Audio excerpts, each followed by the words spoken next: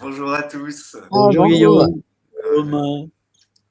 Justement, on s'est rencontrés tout à on l'heure. va découvrir ce que tu m'as envoyé, le teaser, pour que tout le monde te connaisse rapidement, juste avant que tu te présentes. Shadow. Au revoir de ma clé, je vais sortir, te laisser. Et même si le vide est sublime, j'aurais préféré rester celui-là.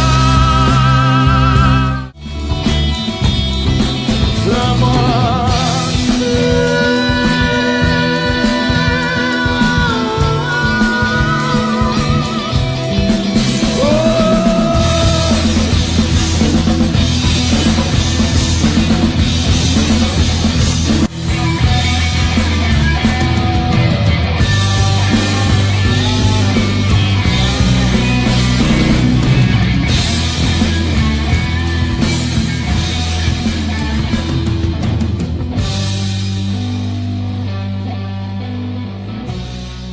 Alors, Shadow, que vous avez dans le Schmack 95 parmi les 30 interviews inédites. Et très belle interview, très dynamique, très sympa. Et 30 interviews inédites, dont 24 dans le domaine de la musique. Et on a aussi un peu voyagé pour rejoindre ce que disait Dominique tout à l'heure. Parce qu'il y a une interview, j'aurais bien aimé voyager autant, un peu faire le tour du monde, mais malheureusement, faute de temps, WhatsApp était là. Voilà. Et puisqu'il y a une interview en Espagne avec, je ne sais pas si ça vous parle à vous, avec l'ancienne égérie de Disney, Anne, voilà, qui faisait la promo d'ouverture du parc Disneyland Paris avec Jean-Pierre Foucault à l'époque de Disney Parade. Donc, il y a son interview qui est dans ce mag-là. Elle habite du côté de l'Espagne actuellement sur une petite île. Également, il y a des interviews dans le reggae, l'afrobeat, qui sont Cameroun, La Réunion, la Nouvelle-Calédonie, très sympa. Avec les accents qui allaient avec, c'était des régals au niveau réalisation des interviews. Et puis il y a 6 autres interviews qui sont dans le domaine du spectacle vivant.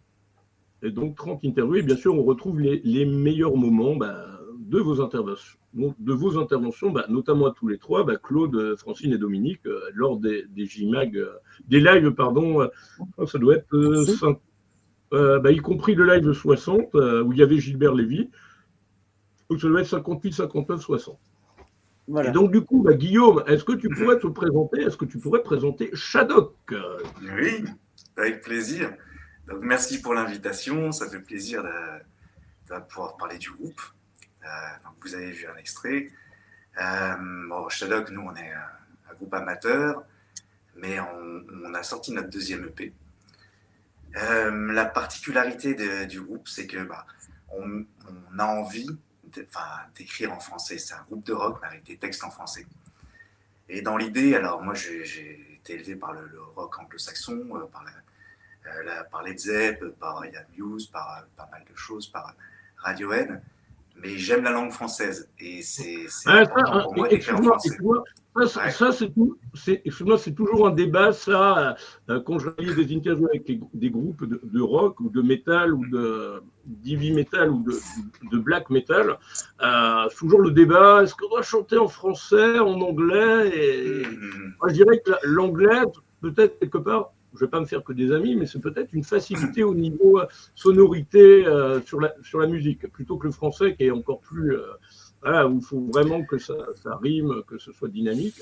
Et ou encore que l'allemand, où c'est encore pire au niveau du rock allemand. J'ai eu l'occasion d'interviewer 2 groupes il n'y a pas très longtemps, et ça fait peur au niveau des... pas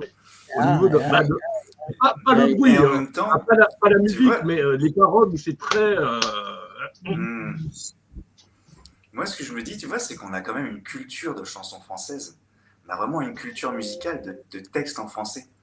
Et dans le rock, il y a... Alors oui, effectivement, l'anglo-saxon, l'anglais, ça sonne tout de suite, ça claque. Il y a un truc. Et effectivement, il y a une certaine facilité parce qu'on va rechercher les sonorités. Et en même temps, moi, ce que je trouve hyper important, il y a un artiste que j'aime bien qui disait ça, c'est que, en fait, quand tu fais de la musique, quelque part, tu te mets à nu.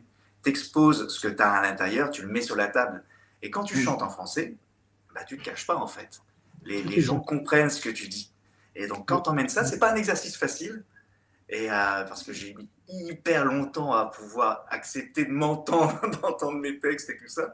Mais quand tu poses quelque chose écrit en français, voilà ce que tu veux dire. C'est clair, c'est posé, c'est là, c'est devant toi. Et les gens peuvent écouter la musique, mais il y a une dimension autre qui est aussi la dimension du texte qui est pour moi hyper importante. Et dans le rock, c'est un peu. Alors des fois on dit, si tu trouves pas ce que tu recherches, produis-le. Quelque part c'est un peu ça. Je suis à la recherche de groupes de rock qui chantent en français et j'ai un peu de mal à en trouver. Bon, il y en a, hein, je dis pas comment dire. Il y en a, et puis il y a des artistes qui sont super, j'en parlerai un peu après, mais moi je suis fan par exemple de Daran. Daran qui est un vieux de la vieille, mais qui a sorti un album magistral là, qui chante en français.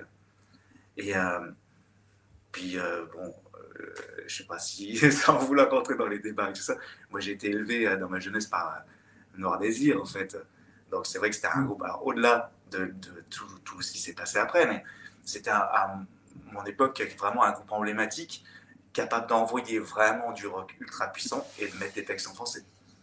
Et donc voilà, donc avec Shadok, ce qu'on fait, c'est ça. On fait du rock en français, et avec l'idée, c'est à la fois l'émotion, et l'émotion, la sensibilité, et à la fois de la puissance et de l'énergie, et voilà. Allier les deux. On n'a pas à choisir entre mettre de la sensibilité et mettre de la puissance et de l'émotion et du rock. Et pourquoi le nom Shadok? Les Shadok. Alors Shadok, c'est... alors j'ai écrit pendant... C'est pas en référence Parce que nous, on a connu la un série. vieux dessin animé, très vieux dessin animé où il pompait.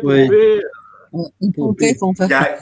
Il y a une référence, c'est vrai. Je Oui, n'en ai jamais trop parlé, mais c'est ça. Mais j'ai écrit beaucoup de chansons pour plein d'univers différents. Et j'ai écrit, quand j'écrivais pour du rock, je mettais ça de côté et j'ai appelé ça Shadok. Et dans l'idée, à l'époque, c'était que j'avais l'impression que rien ne bougeait, quoi, que je trimais. et donc, c'est vrai que c'est lui de là, en fait. Les Shadok qui pompent, mais voilà. Donc, j'étais là en train d'alimenter, il n'y avait rien. Et ce nom est venu pour le rock.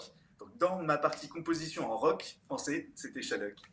Et un jour, c'est notre batteur, j'ai un autre groupe à côté avec ma femme, et on a Benji qui est batteur pour ce groupe, et il m'a dit, mais attends, mais tes compos en rock français, tu veux pas qu'on les mette sur scène et tout? Et puis voilà. Donc il y avait écrit sur ces textes-là, sur ces chansons, que c'était Shadok, et donc c'est Shadok qui a été mis en vie par l'appel de Benji. Voilà. Et Benji, donc, qui est le batteur de Shadok. Et donc, rapidement, peut-être pour présenter les membres du groupe. Donc, oui. Moi, je suis là. Oui, vous êtes combien déjà? Alors, on est 4. Ça s'est un petit peu vu dans le teaser qu'on a montré. Mais bon. Donc, moi, je suis à la guitare au chant et à la composition. Et donc, Benji à la batterie. On a Nico à la basse. Donc, Nico qui vient plus... Alors, Benji vient du blues rock à la base. Nico vient plus du rock, il a une culture musicale très rock. Décidément, souvent les Nico sont à la basse. Ah bon? Comme Nico dans TKO, un groupe qui était parrain J-Mac, J-Web TV pendant 2 ans, et qui lui aussi est bassiste, et son papa est luthier. Et Guitare électrique, c'est un groupe du côté de Metz, et c'est un groupe de rock moderne, métal moderne. Ok, avec un Nico à la basse. Ouais, okay. Aussi. Et que connaît Francine et bien sûr Claude, puisqu'ils ont participé à des lives avec. Ben oui, ça me rappelle bien de Nico. Qui revient bientôt, normalement. Voilà. Là, ils sont en train de préparer leur projet pour les semaines et les mois à venir, et un prochain album qui arrive très bientôt. Antéchaos. Oui, Claude. Et le 4e membre du groupe, c'est ma femme que vous avez vu, qui est sur les chœurs, donc qui vient renforcer la team, même si souvent en live, on est vraiment en mode trio. Mais en fait, sur l'album, Alexia est venue, et donc c'est avec elle aussi que j'ai un autre groupe qui s'appelle Un Dessin à Soir, avec Benji aussi. La particularité, c'est que vous l'avez entendu, elle a une voix très claire, cristalline, un peu comédie musicale. Et moi, j'ai plutôt une voix rock un peu éraillée. Et quand on met les deux ensemble, ça donne un contraste qui fonctionne assez bien. Et donc, elle est venue sur l'album, elle vient avec nous sur certains concerts. Et voilà.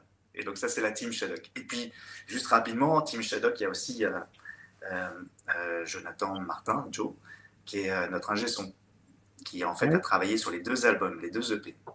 Et ça a été une rencontre. Et ouais, il faut le citer parce qu'il a mis sa patte sur les EP. Et franchement, j'ai écrit je ne sais pas combien de chansons durant mon passé. Et j'ai mis vraiment longtemps avant d'être satisfait.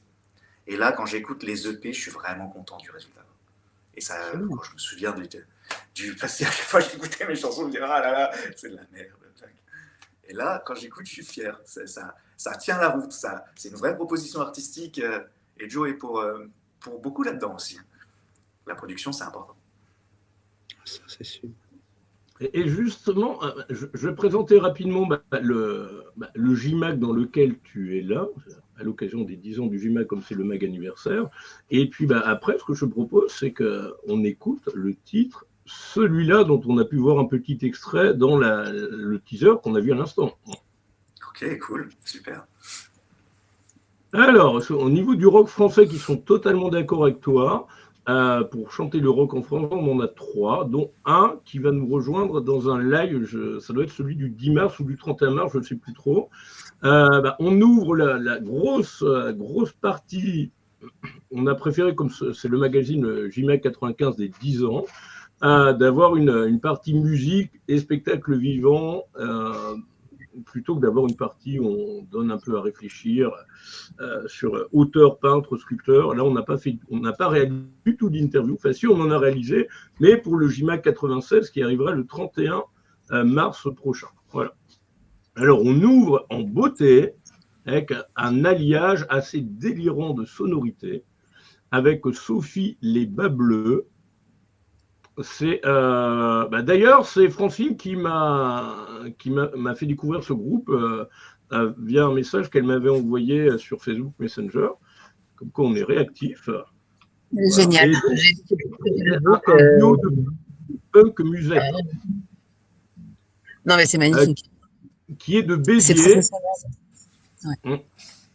De Béziers et musette au sens où c'est du punk mais avec un accordéon. C'est très particulier, très sympa. On va voir. Garuzé, moi j'aime bien rap. Garuzé, c'est du rap. Il faisait partie des 6 présélectionnés du Printemps de Bourges 2026. Il est du côté de Tours.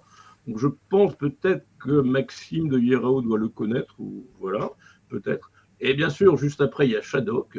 Ça, on ne va pas présenter, puisque tu peux très bien le faire, Guillaume. Et juste après, celui dont je parlais, c'est aussi dans la série des 3 en rock français. C'est Stan Matisse, c'est du rock français de Lyon, qui sera dans le mag qui est dans ce mag-là, voilà, le JMAG 95, et qui sera en live soit le 10, soit le 31 mars. Là, on est en train de finaliser. Il y a Spardec, c'est du rock français du côté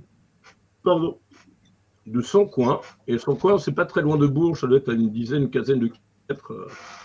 D'ailleurs, ce sont les vilains sur la 30 interviews que j'ai réalisées qui n'ont pas renvoyé leur texte et on a dû chercher des photos sur Facebook pour illustrer leurs propos. Voilà, hein. Après, c'est leur vie, c'est leur choix. Après, il y a Core Dealers. C'est une interview que j'ai réalisée en tout début de semaine avec Terre Brune. Et ils sont du côté de Loudéac, c'est en Bretagne. JKL, c'est la chanson folk de Saint-Maur-des-Fossés. Dewis Mira, d'ailleurs, justement, j'en profite de le citer, et je lui avais dit à Dewis, hop là. Et d'ailleurs, dans un des derniers lives, on avait montré son clip, je ne sais plus que c'était La beauté du... Non, c'est pas La beauté du... Non. Tu confonds les titres.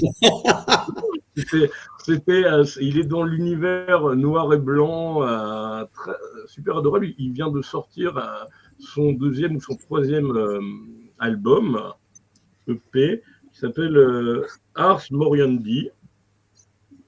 Il a sorti le 20 février, il y a une semaine à peu près.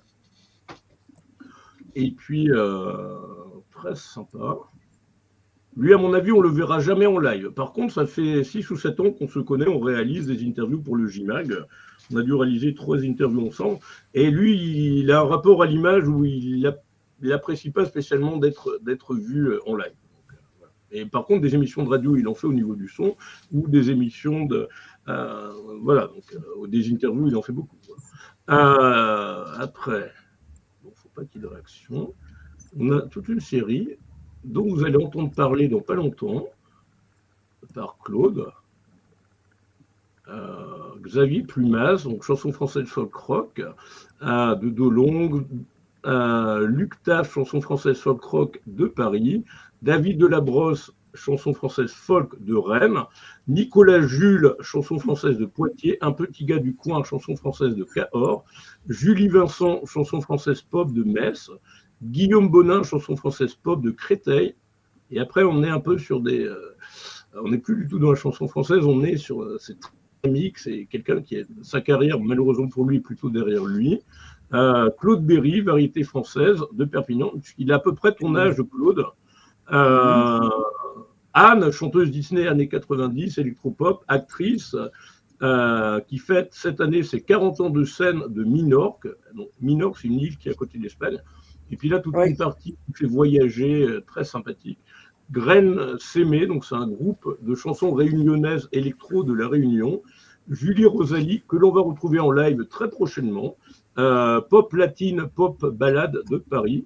Reina Saba, c'est latino reggaeton de Montluçon, qui habite donc dans la ville où habite notre cher Blondin, donc du groupe rock festif Blondin et la bande des Terriens, qui vient régulièrement en live. Et puis après, on a toute une partie reggae avec Fab I and I. C'est du reggae de Nouvelle-Calédonie. Youssi, c'est du reggae dub world de Lyon. Patou Mangamba, c'est de la world afro-caribéenne du Cameroun. Et là, complètement à l'opposé, et ça, en 2152 interviews réalisées pour le JMAG, ça doit être la deuxième ou la troisième fois que je réalise une interview au niveau de ce style musical-là. C'est Claudio Barro Héro. C'est un ténor qui chante à l'opéra, qui anime des chorales d'Antibes. Et puis je vais présenter rapidement les 6 interviews, spectacles vivants et divertissements. Donc, Diane Liuma, c'est une comédienne, elle est aussi dans le doublage et du côté de Conflans-Sainte-Honorine. Catherine Mailleux, c'est une comédienne metteur en scène de Paris. Stéphane Hersen, c'est un comédien metteur en scène, auteur d'Alençon pour le spectacle Le Testament du Père Leleu au Guichet Montparnasse de Paris. Jean-Pierre Brouillot, c'était sa deuxième interview, auteur-comédien pour le spectacle 12 à la Comédie Saint-Michel de Paris et lors du Festival d'Avignon 2026, donc qui devrait se dérouler les 3 dernières semaines du mois de juillet. Sylvain Bastonero, auteur, metteur en scène, comédien, pour les spectacles 93 à la Folie Théâtre de Paris et Rencontre avec Snowden à la Factory lors du Festival d'Avignon 2026. Et peut-être une compagnie que connaît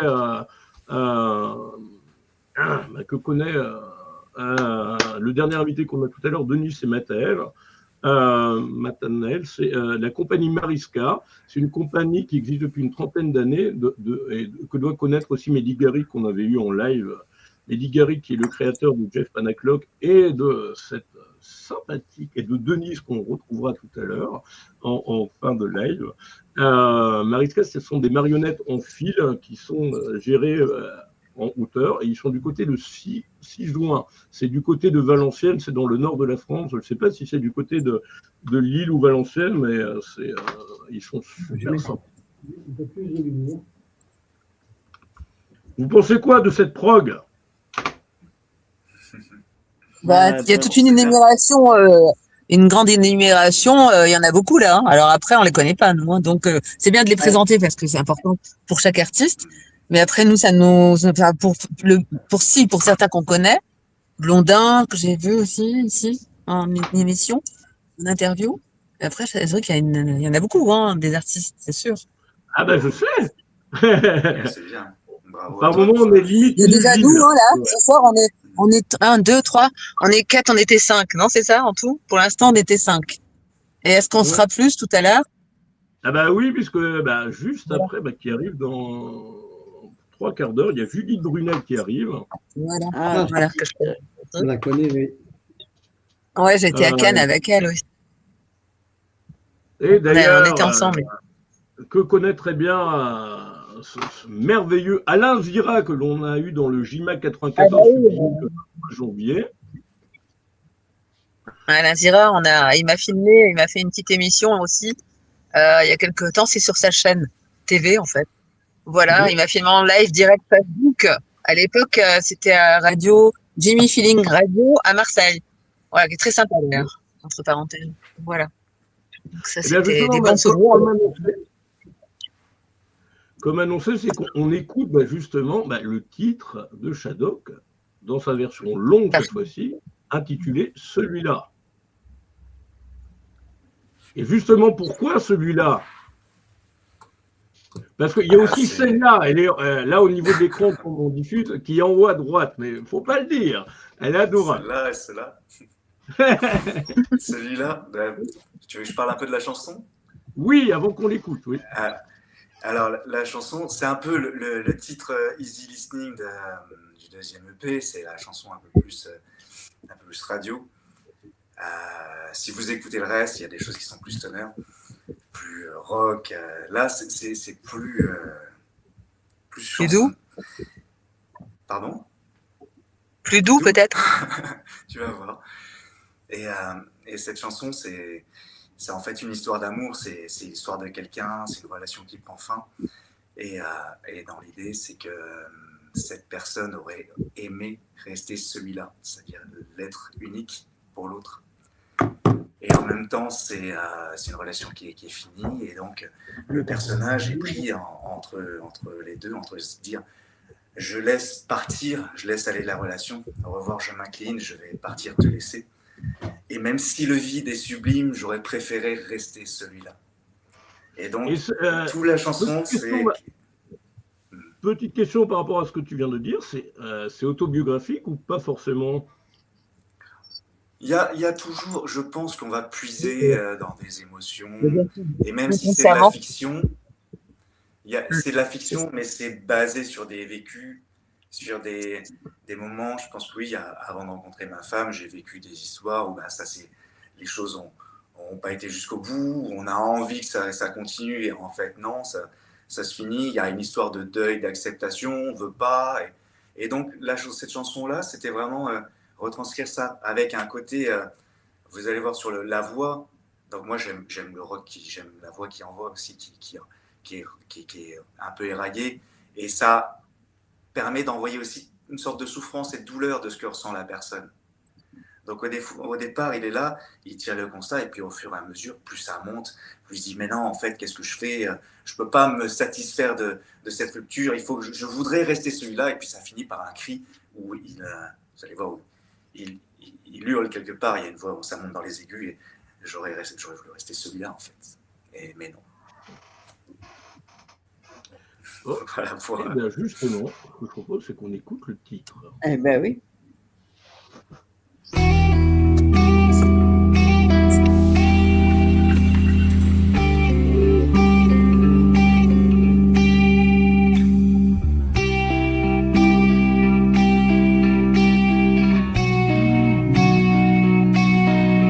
La litanie de mes mots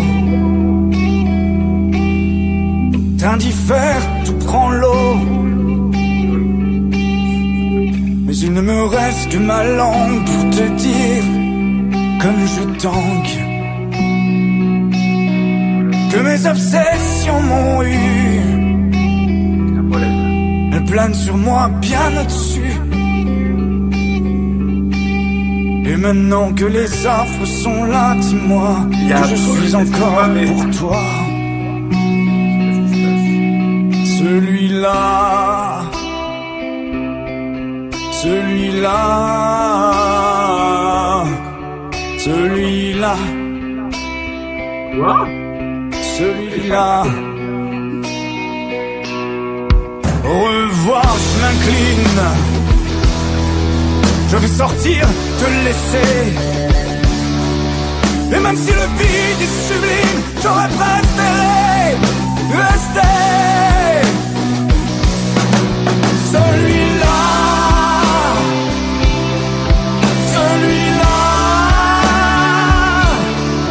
celui-là, celui-là.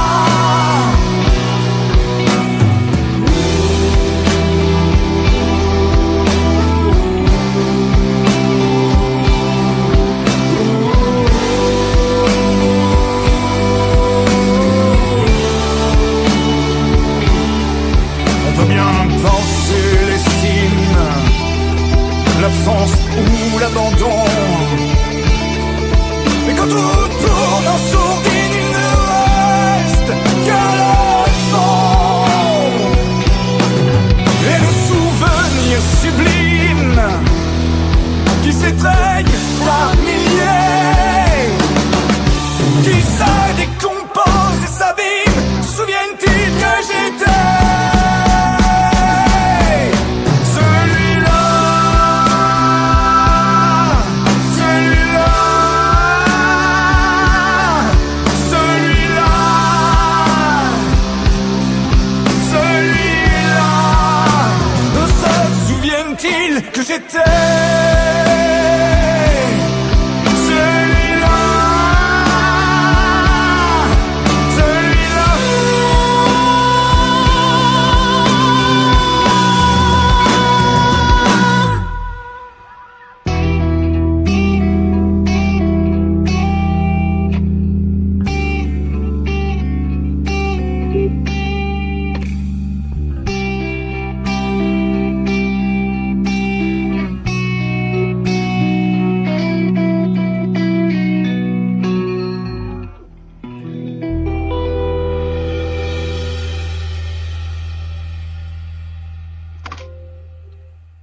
Quelle densité vocale extraordinaire.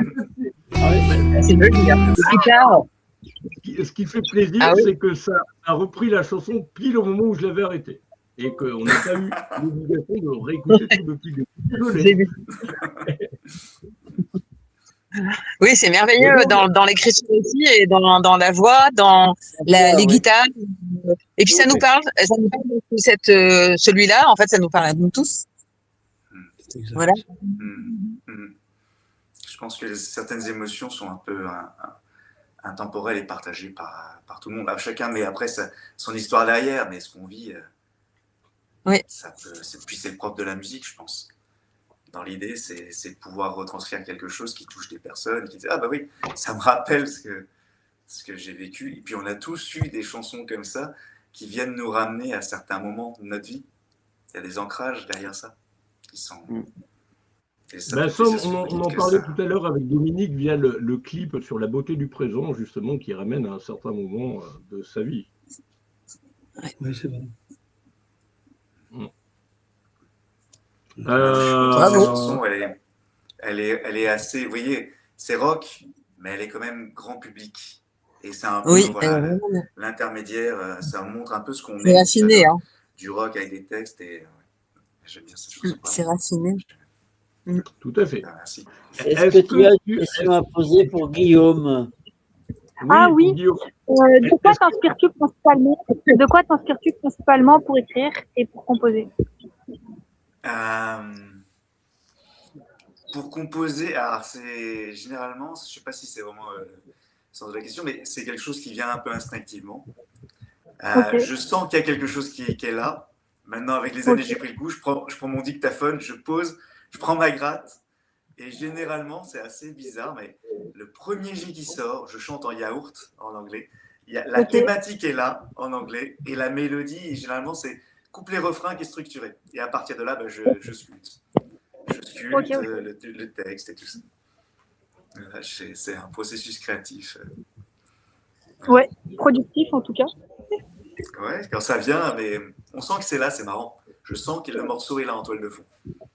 Il demande à sortir. Plutôt.